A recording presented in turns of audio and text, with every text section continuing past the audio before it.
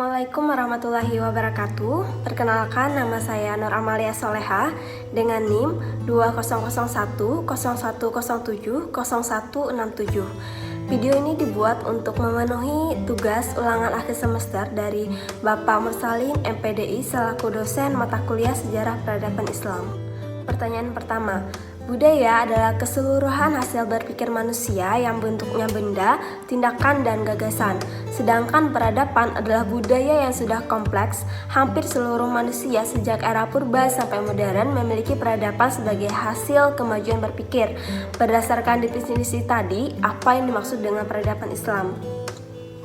Jadi, peradaban Islam adalah kebudayaan yang kompleks yang ditimbulkan oleh Islam yang berasimilasi dan berakulturasi dengan budaya lokal. Kebudayaan yang kompleks yaitu perbedaan budaya dan peradaban itu sebenarnya tipis. Kalau budaya itu adalah hasil keseluruhan pikiran manusia, sedangkan peradaban adalah manusia yang sangat canggih atau kompleks.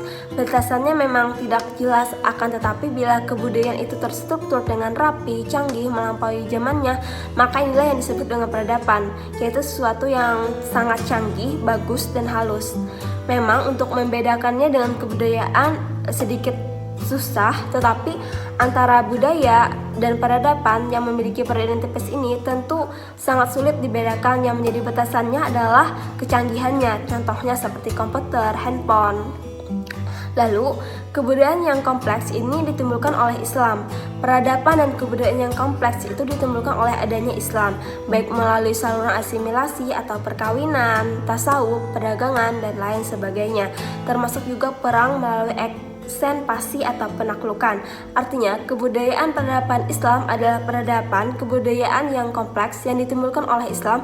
Kemudian peradaban ini berasimilasi dan berakulturasi dengan budaya lokal. Maksudnya berasimilasi ini adalah dua kebudayaan yang saling bertemu, kemudian satu di antaranya mendominasi atau menghilangkan unsur budaya asalnya. Kemudian maksud berakulturasi adalah pertemuan dua kebudayaan yang saling membaur, tidak saling menghilangkan. Artinya kebudayaan ini saling membaur tetapi tidak saling menghilangkan. Dua, jika kepastian lidah adalah tonggak pertama peradaban Islam yang berkembang di tanah Hijaz, lalu bagaimana pengaruhnya terhadap peradaban Islam sekarang? Tonggak peradaban Islam yaitu kepastian lidah yang berkembang di tanah Hijaz. Mentalitas Arab adalah mentalitas lisan yang sering ditujukan dalam seni-seni Arab, yang mana mereka lebih sering mengungkapkan daripada menggambarkan secara fisik. Mereka mengungkapkan kesedihan dan kebahagiaannya melalui syair. Ciri-ciri dari orang Semit yaitu adalah sifatnya audio atau tidak visual. Orang Arab lebih banyak mengungkapkan seperti syair, kasidah sholawat. Lalu kebenilaian seseorang itu menurut mereka dilihat dari kelihayan atau kepasihan lidahnya. Lalu pengaruhnya terhadap peradaban sekarang yaitu munculnya seni kasidah atau yang sekarang kita kenal dengan sholawat.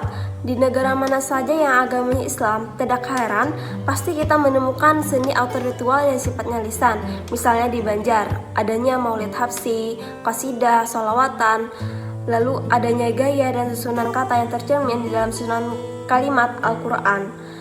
Lalu sepanjang sejarah peradaban Islam ini telah dibagi menjadi beberapa periode dari era klasik sampai era sekarang.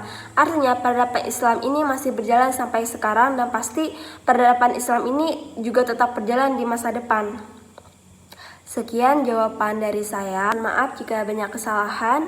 Assalamualaikum warahmatullahi wabarakatuh.